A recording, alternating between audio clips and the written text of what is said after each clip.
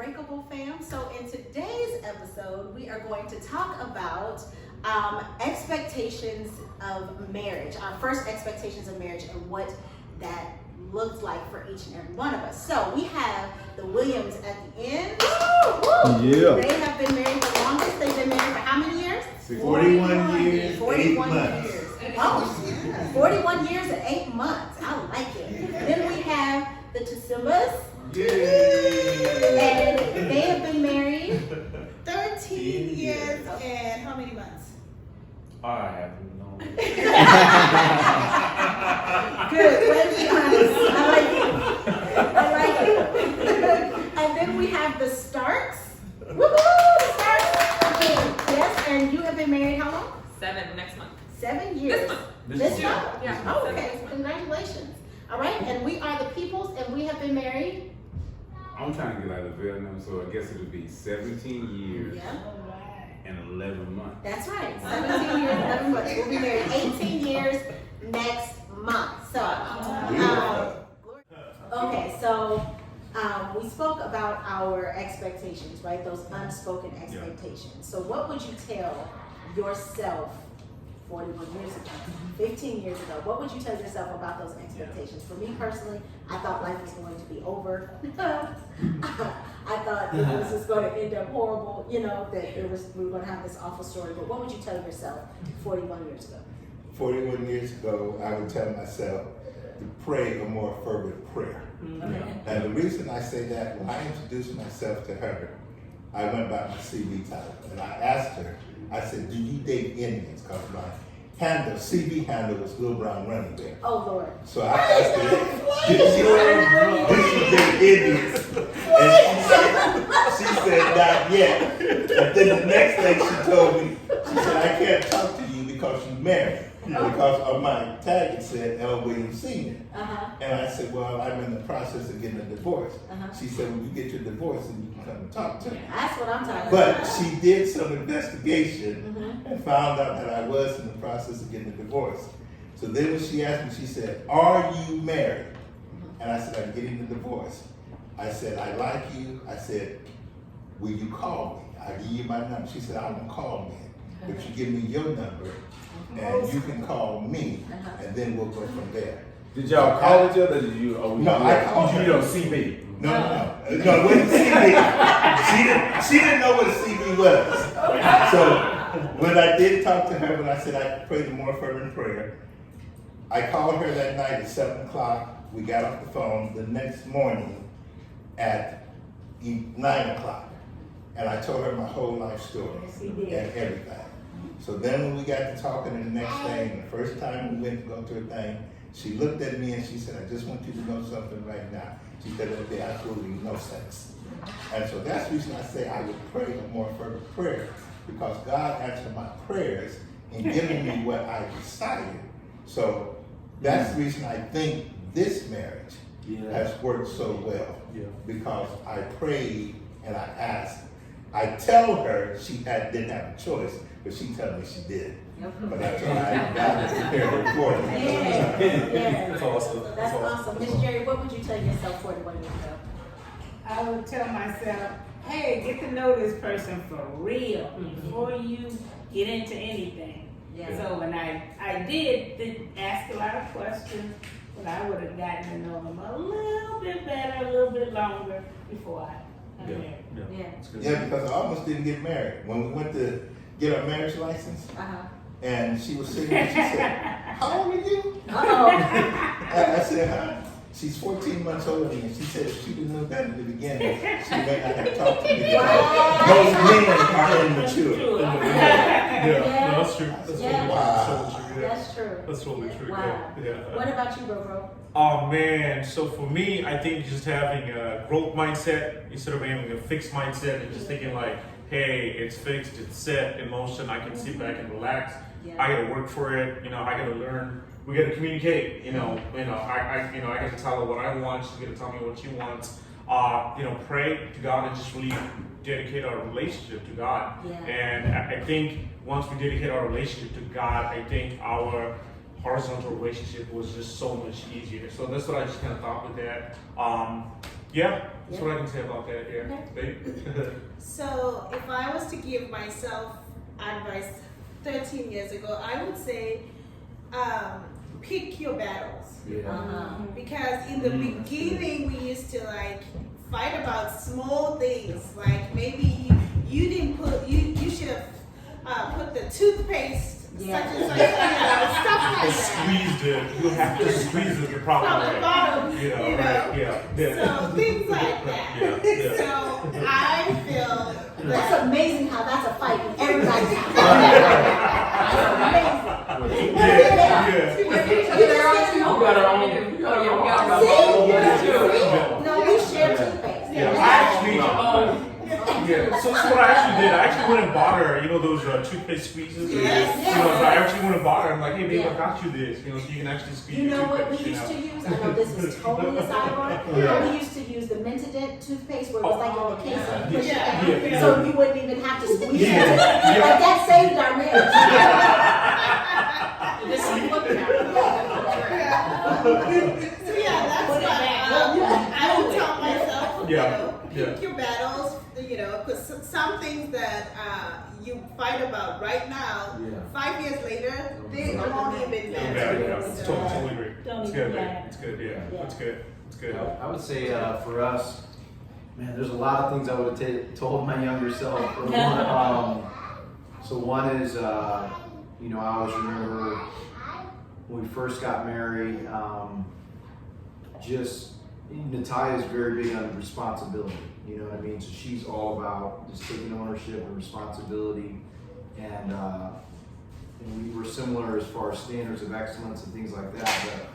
But like just being willing to yield is probably what I would tell my younger self. Like just being willing to yield and not always having to be correct. You know what I mean? And just yielding on things and having one topic that we argue about. That's it. Instead of letting it go into other things. You know what I mean? Just like pick one thing and just focus on that thing and get resolution.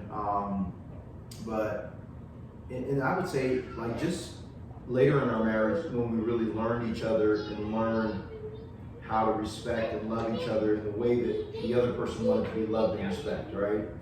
So I don't know that we would have learned that if it wasn't for another person coming in our life telling us how to do that. Wow. So I mean, just the power of mentorship and the power of marriage counseling from the right person. So I that's a tough one because I don't think I could have explained that to myself. Totally.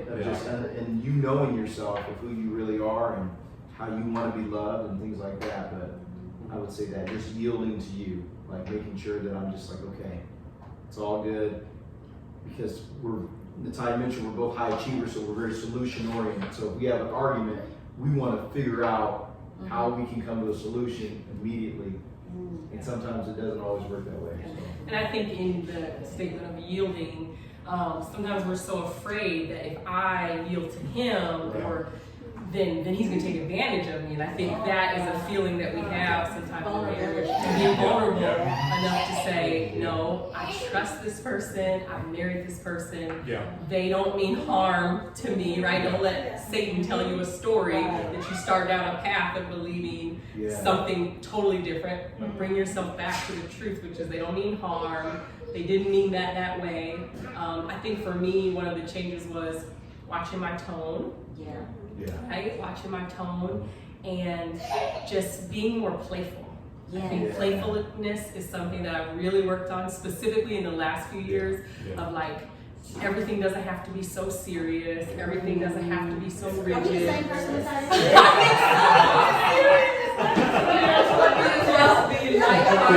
you put some of that on there? I think You gotta that be so the serious. older you get, Yeah. the more you realize, like, don't sweat about all the little things. And when you said pick your battles, I remember being in a marriage class and them saying, we just learned to pick our battles. And we literally stopped and go, how do you choose which ones? We were like, that's good, but how do you do that? And I think, one of the things for me has been like, just to let it go, just to Yeah. breathe, leave the room. Yeah. And sometimes I just need to process that with God.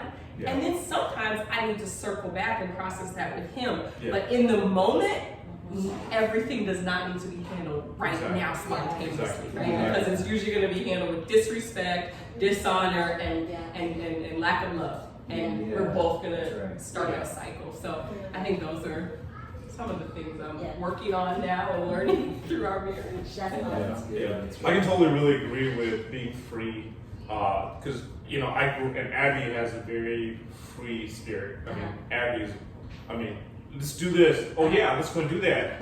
With me, it's like I can plan it out, I can see it, and because I just grew up in that household where we just worked.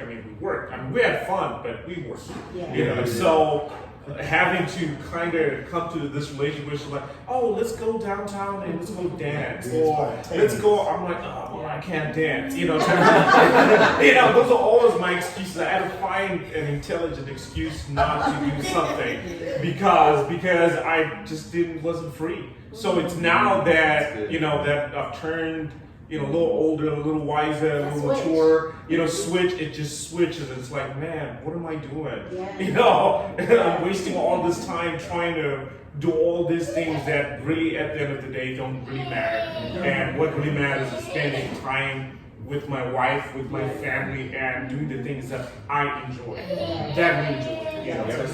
So that's what I said. I know, for me personally, like Natalia was saying, like I really had to work at just having fun. Yeah. Right? Now, like I can be a major goofball, like I really can be, but I didn't know it was okay to be that way at home. Like seriously, because once again, you don't know what you don't know, and you're going off of what you see, Exactly. right? So my mom, she didn't have the ability just to be fun all the time because she was working 2 and 3 jobs at a time. She's taking care of the girls. She's trying to make sure that we're all on top of everything. And we just didn't have the freedom just to be fun, right? And so now Fred was just like, he jokes all the time. I mean, why are you joking all the time? Everything is not, just take something seriously. And I wish I would have been. I wish I would have been calmer about it, right? But there were just times where I'd be fired up, man. He's trying to make me laugh, and that would make me more. And I'm just like, I'm not like it. He was just like, he was like, I bet you will. I bet you will. Well, I bet you will. It would just go on and on and on. I wish that I could have been, softer that way. And that's one of the fruits of the spirit that we don't talk about. We don't talk about gentle. And it is a fruit of the spirit. And for women, it's like our superpower, right? Because we're already naturally nurturers, right? And when it comes to my babies, I am a gush ball, right? Even to this day. Like Elise will come home and I'm just like, you gotta give it to me. Like, you gotta let me hold you for a while, And then I think sometimes he's just like, well, you want me to hold you? I'd be like, well, you good. But then I had to learn how to be that way.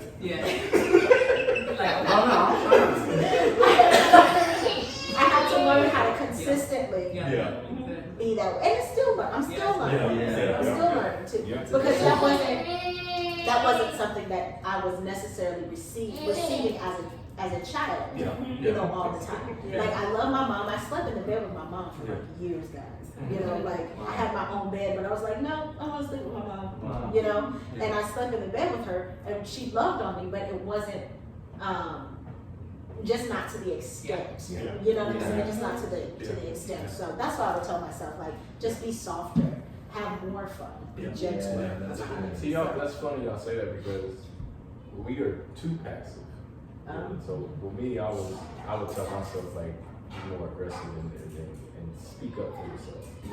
Because not everything is just okay. And then sometimes you sweep other stuff under the rug and you forget about it. It's a big pile. But we don't have like a big pile. But you know what I'm saying? So it's just like, for me, I just agreed to do everything. I didn't want to make her mad. She didn't want to make me mad. And we just kind of went with everything. Even though we were upset about something, we never talked about it. So for me, I would say I would be more vocal in my marriage. Yeah. I think it's natural for males, you know, I can totally relate to Fred, for males not to intentionally not want to piss off their wives. Right. So I'm not going to talk about it, and I'm not going to say it, but not realizing that like you are bottling in a lot of things, and then when there's a trigger, it's explosion. And you're like, what happened? You know, you could have just told me that, you know, and so I totally agree with him. Like, I had to learn that to like, oh, it's okay to actually tell what you want, or I'm not okay with this, or you know, it's okay. It's okay to do that. Yeah. I had to, probably if I had to go back, I would tell I guess 17 years ago, tell myself that after. When you had hair. I still got it. I still got it. I just choose to wear it all. I stuck longer than you. Okay.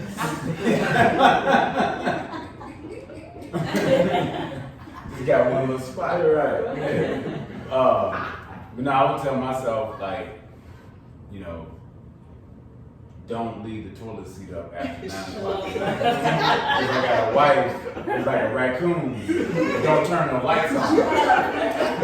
It's like for her to use the bathroom.